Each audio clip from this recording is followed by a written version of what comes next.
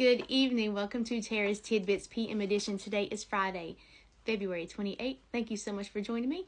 In this PM edition, we have been studying the book of Esther. So we've been reading a chapter in the Bible, and then the next night reading a chapter out of the book called the Esther Anointing.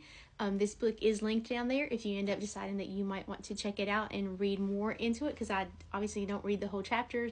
I just read the bits and pieces that I had underlined and highlighted, and just to give you a glimpse of what the book is about.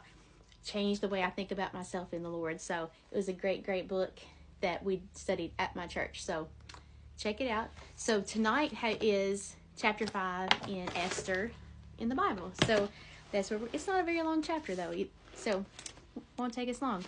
So we have talked about Esther, and Esther was given favor, and she is now with the king, and her cousin found out about a plan to kill all the Jews, and she is a Jew. So he went to her and said, hey, you got to help us. And she said, if I go to the king without being asked, I could die. And then she said, okay, I'll do it, but I need you all to fast and pray first. And that's where we are. Fasting and praying when you are in a situation where you need a prayer answered, or fasting and praying is an excellent way to get the attention of the Lord. All right. Fasting and praying is a great thing.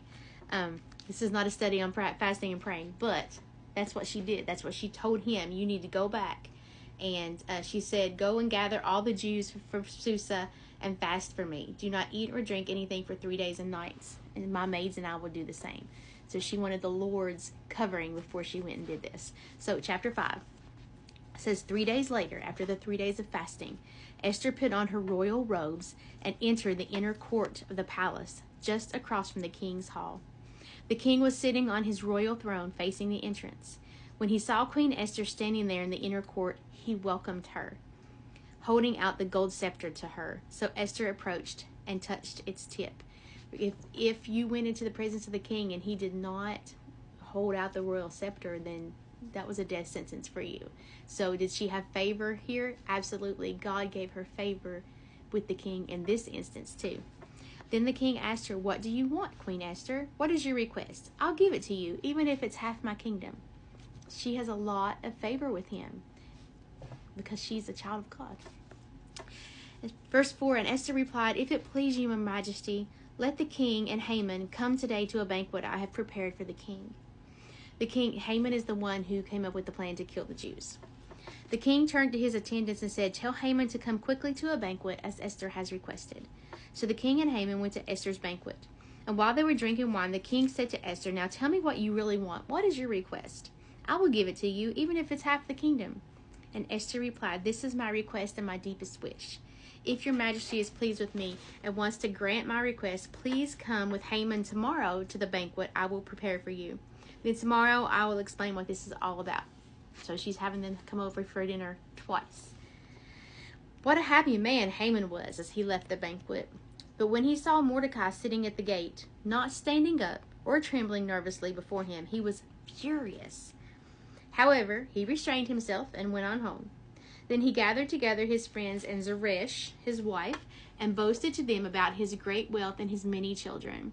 He bragged about the honors the king had given him and how he had been promoted over all the other officials and leaders. Then Haman added, and that's not all. Queen Esther invited only me and the king himself to the banquet she prepared for us, and she's invited me to dine with her and the king again tomorrow. He's sure bragging it up, isn't he?